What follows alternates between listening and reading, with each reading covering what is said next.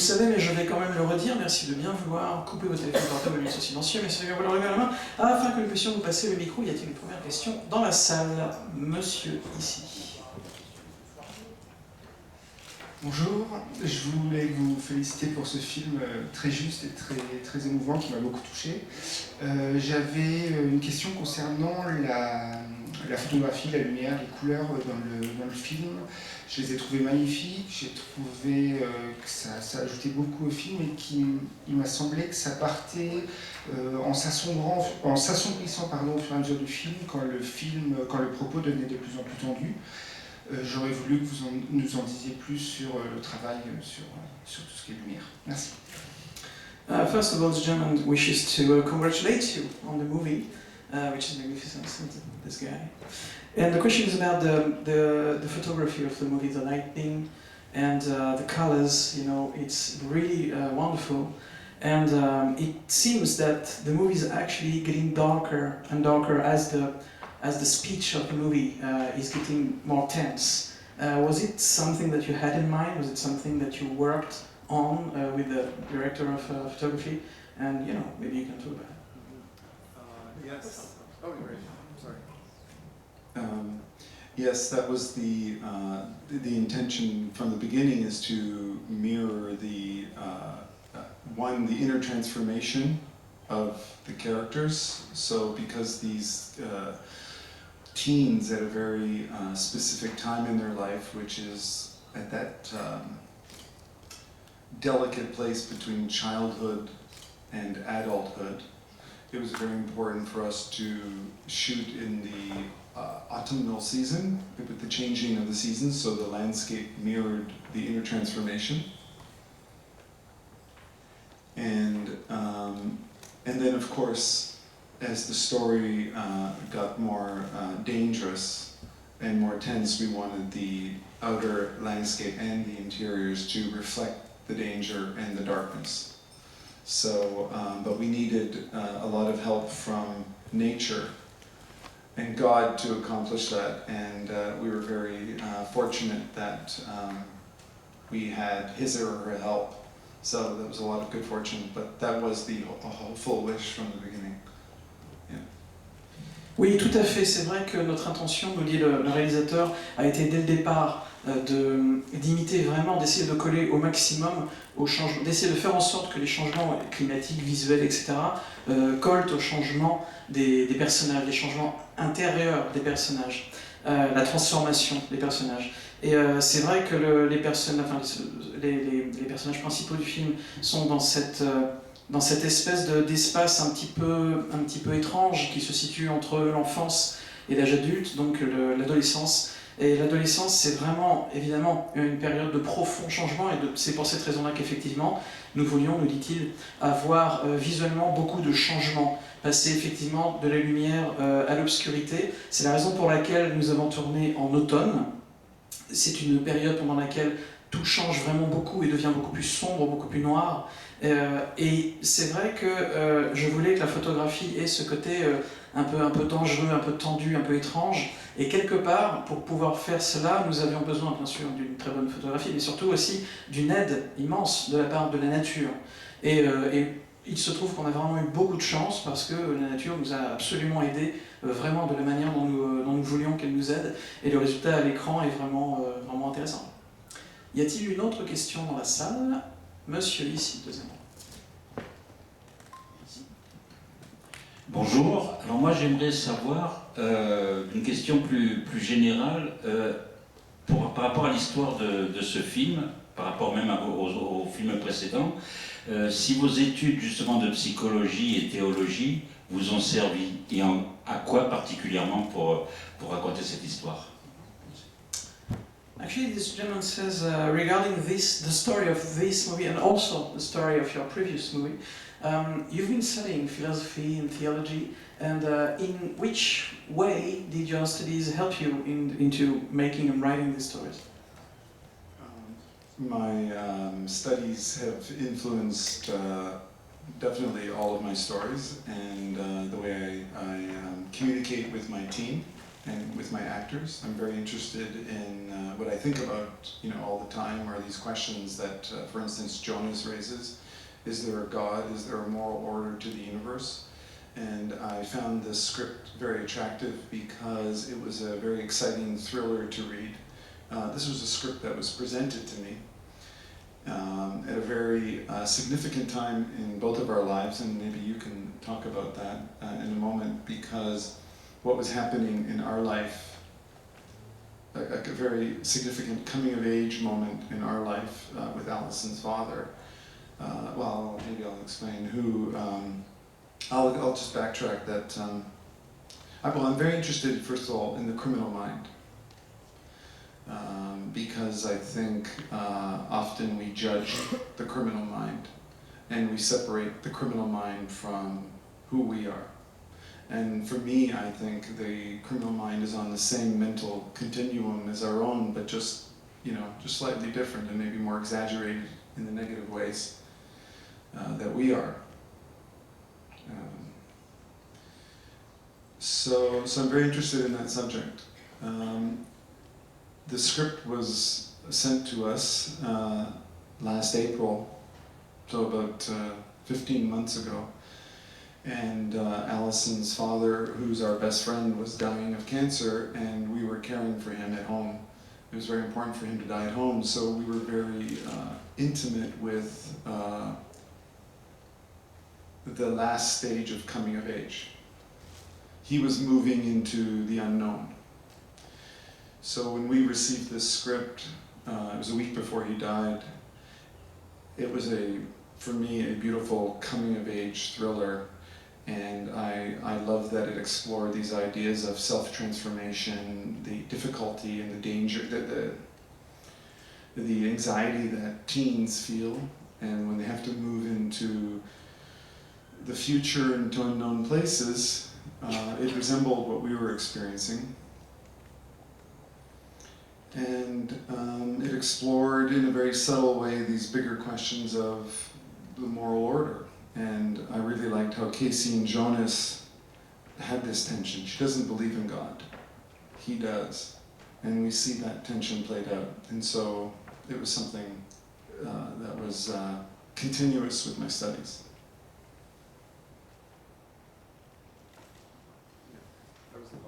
Ah, c'est ok. À vrai dire, je pense, nous dit le réalisateur, je pense que mes études ont influencé toutes mes histoires, ont influencé notamment par exemple aussi la manière dont je communique avec mes partenaires, avec mes techniciens, avec mes comédiens. Et puis c'est vrai que par exemple dans le film, lorsque le personnage se demande si Dieu existe, etc., c'était le genre de choses qui m'intéressait aussi. Il faut savoir que le script, enfin le scénario, pour être plus précis, le scénario était très attirant. Ce n'est pas un scénario que nous avons écrit, on l'a reçu, on nous a proposé ce scénario. Et on nous a proposé ce scénario à un moment qui était très très important dans notre vie à tous les deux, à Alison et moi. Parce que ce scénario nous a été présenté il y a 15 mois, en avril dernier, de l'année dernière. Et c'était encore une fois un moment qui était très particulier. Avant d'expliquer ce moment très particulier, le réalisateur nous précise, Nathan nous dit également qu'il a toujours été très intéressé dans l'état d'esprit criminel, ce qui fait qu'un homme devient criminel. Et comment on fait pour séparer cette entité psychologique criminelle des gens, entre guillemets, normaux. C'est-à-dire comment on arrive à faire en sorte presque d'oublier le fait que finalement quelqu'un qui a un esprit criminel, eh bien c'est quelqu'un comme nous, mais simplement une version exagérée de nos pulsions, etc. On a vraiment tendance à annihiler ce lien qui nous relie, nous, à ce genre de personnes, en disant non, s'ils ne sont pas du tout comme nous, etc. C'est quelque chose qui a toujours été important en moi, et c'est également quelque chose qui m'a intéressé avec ce scénario. Mais pour revenir plus précisément sur ce scénario, donc, on l'a reçu à un moment donné où en fait le père d'Alison était atteint d'un cancer, et il ne voulait pas mourir à l'hôpital, il voulait mourir à la maison, et donc ils l'ont hébergé, et il était avec eux à ce moment-là. Donc si vous voulez, ce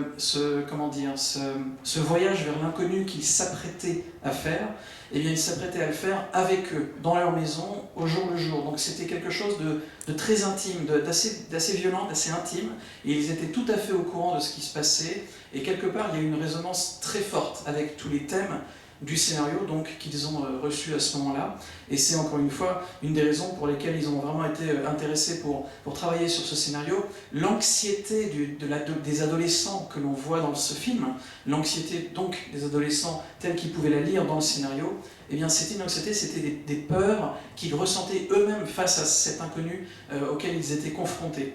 Le père d'Allison est décédé très peu de temps après qu'ils aient reçu le scénario, mais ça a vraiment été quelque chose de très fort, et c'est la raison pour laquelle ils ont décidé vraiment de se lancer dans la réalisation de ce film. Et vraiment, encore une fois, par exemple, le fait que le personnage féminin du film ne croit pas en Dieu, mais lui croit en Dieu, c'est le genre de choses, le genre de discours qui, pour toutes ces raisons-là, était vraiment intéressant pour lui de traiter dans le film. Voilà. And personally too, I wanted to add that Allison's father grew up on a farm, and he loved crime thrillers. So when we shared the story with him, he gave us his blessing and 2 thumbs up, actually. Et également préciser le fait que le père d'Allison a grandi dans une ferme, il était fan, il lisait beaucoup de romans criminels, de romans de thrillers, de romans policiers criminels, et donc lorsqu'ils ont reçu le scénario, il était encore avec eux, et il leur a donné vraiment son approbation, donc c'est aussi une des raisons qui les ont poussés à réaliser ce film. Une autre question dans la salle? Monsieur au premier, enfin deuxième, enfin devant. Bonjour, je voulais savoir quelles étaient les références cinématographiques dans ce film. Je pensais notamment à L'Ami du chasseur. Est-ce que c'est un film auquel vous avez pensé en le réalisant? This gentleman wishes to know what were your references, if you did, when preparing the movie, when making the movies, actually thinking more precisely of the Night of the Hunter, Charles, yeah. Night of the Hunter was definitely a reference for the writers and for ourselves. It was a story that I think made a very powerful impression on us. But interestingly, we didn't watch the film during pre-production or even after we received the script. But it definitely guided us in terms of tone. Stylistically, I was more influenced by the tension in Prisoners. I studied Denis Villeneuve's film Prisoners very closely. I was very inspired by how he and Roger Deakins simply captured tension. And then, of course, for the writers and ourselves, Badlands was always a reference. And There Will Be Blood was a powerful influence for sure. That was one of the films we shared with our team. And then in terms of other art forms, Nathan was very, I was going to say obsessed with, he was so into American painter Andrew Wyeth, and he studied all of the beautiful intimate portraits of farm life and isolation. And in fact, there are financiers and talent agents when we were finishing the financing of the film and the casting of the film that would look at Nathan's vision book, which had pictures of Andrew Wyeth and beautiful tonal landscapes. And now they look at the film and they say, wow, they've never seen a director's lookbook look just like the film before. And it was very specific, and he's very passionate about, he works, you know, like any good director, you know, very passionate and specific about his vision. But Andrew Wyeth was a great inspiration. Also, the iconic Canadian painters, the Group of Seven. I don't know if you're familiar with them, but they painted in the same landscape, the actual landscape that we shot the film in. And their images of nature are very visceral, have a very similar texture as the film. And just going back to the question about I think even the photography and the color, we wanted it was very important to us, because the script came as a genre crime thriller, very elevated. it was very important to us, though, to really examine it more deeply, and to go to your question about theology as well. To really have it, we considered it as a fable for coming of age, rather than just a straight, you know, driving crime thriller. And we really wanted to examine that, what Nathan spoke about, but what it is to be a teenager moving from childhood to adulthood, but how the parents want to hold on, and how the young person really needs to let go of their parents and hold on to their love, their new love. So we really, as Nathan has often said, he wanted to uncover the shadow side of first love, the pain and the joy. So the beginning of the film is very pure and light for these two, but of course, as it gets more difficult to make choices, and they must make a very difficult choice, she does at the end. It's really her, you know, it's a metaphor for having to separate from, you know, and move into adulthood. So it was very important to us. Le réalisateur Andrew vient de dire que Nathan vient de dire que évidemment La Nuit du Chasseur est une référence, mais en même temps c'est une référence qu'ils n'ont pas décidé de revoir, de revisionner à partir du moment où ils ont reçu le scénario. Ils n'ont pas été revoir le film, mais ils l'avaient bien en tête, et ça a vraiment été un guide, mais pas un guide de la manière visuelle, on dirait plutôt un guide sur le ton général du film, donc La Nuit du Chasseur. Et en ce qui concerne le style, il nous dit qu'un film qui l'avait beaucoup marqué et dont il s'est inspiré pour le style général et surtout le style des personnages et de la manière dont la tension était filmée, c'était le film Prisonnier de Denis Villeneuve, Prisoners, avec Jake Gyllenhaal et Wolverine, j'ai oublié son nom.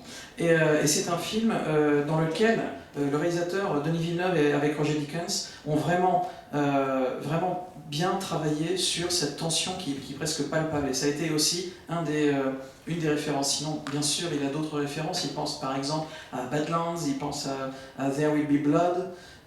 C'est le genre de film qu'il avait en tête. Et Allison précise également, de son côté, que sans parler forcément des références cinématographiques, il y a également des références picturales, avec un peintre américain que vous connaissez peut-être, qui s'appelle Andrew Wyeth, qui est un peintre du gothique américain, des campagnes américaines, un peintre américain très très connu du XXe siècle.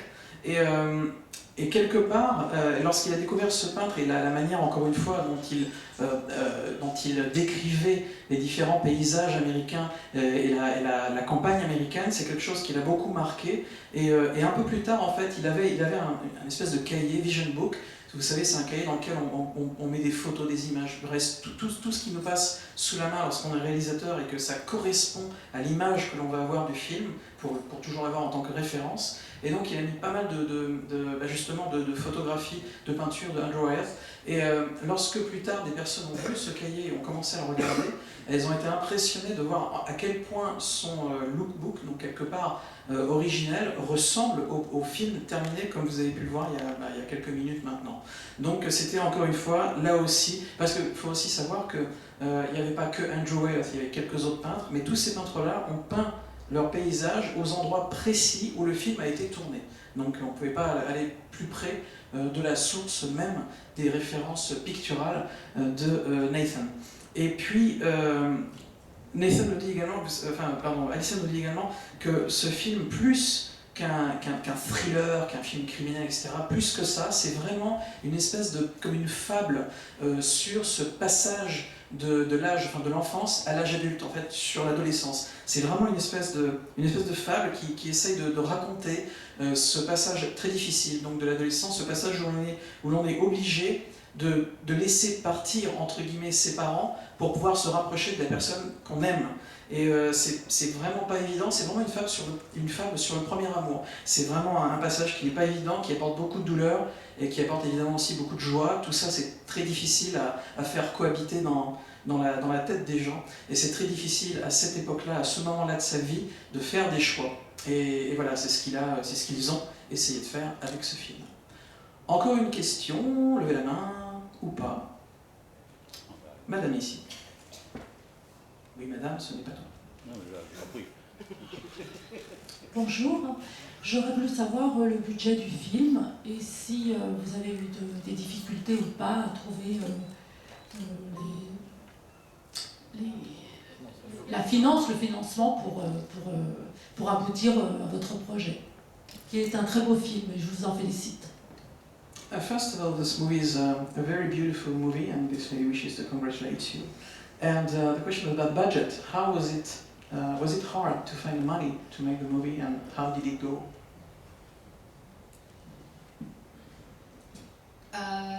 Well, that's a mixed answer, maybe, but as Nathan said, the film came to us only just over a year ago, and Nathan had made his first film, which we made together, Citizen Gangster, which was actually had a larger budget than this one. It was a true crime drama, but set in 1950s, so it just was more expensive and had a much larger cast. So when the producer, William Woods, who had worked on the script with the writers, Kevin Coughlin and Ryan Crosby, brought it to Nathan and brought it to I to partner with him creatively and make the film. He had in mind a very low budget, very low. And to accommodate Nathan's vision and what he and we wanted to accomplish, we doubled the budget and doubled the financing in a very short period of time, which was very fortunate. And that was because of the appreciation, I would say, of Nathan's first film. And sometimes when you just focus on an object, you need to make it happen, you want to make it happen, and the universe just kind of conspired with us on that one. She had just 2 months. Wow. Ok. Congratulations. À vrai dire, la réponse de Ellison est une réponse qui est peut-être un peu compliquée, mais en fait, ce qui s'est passé, c'est qu'il y a donc à peu près un an, lorsqu'on a décidé de se lancer dans ce film, à ce moment-là, Nathan n'avait réalisé qu'un seul film. Et c'était un film qui s'appelle Citizen Gangster, et il faut savoir que c'était un film qui était un film d'époque, donc un film de gangster, mais un film d'époque qui se passe dans les années 50. Donc, alors, un film d'époque, évidemment, dit au niveau des décors, etc., beaucoup plus d'argent, évidemment, et également un casting un peu plus grand, plus de comédiens, etc., etc. Donc, il y avait plus d'argent, c'était un film qui coûtait plus cher. Et lorsque les producteurs qui étaient donc intéressés dans ce film sont arrivés avec le projet, il faut savoir que les producteurs avaient également travaillé sur le scénario. Et les producteurs, tout de suite, avaient dans l'esprit de faire un film avec un tout petit budget. Et bon, pourquoi pas, mais seulement une fois que Nathan a lu le scénario, il a développé un projet, une vision, et sa vision nécessitait un peu plus d'argent. Et donc, ils se sont mis alors à essayer de trouver une rallonge de budget, et il se trouve qu'ils ont réussi à doubler le budget en seulement 2 mois, ce qui est assez exceptionnel.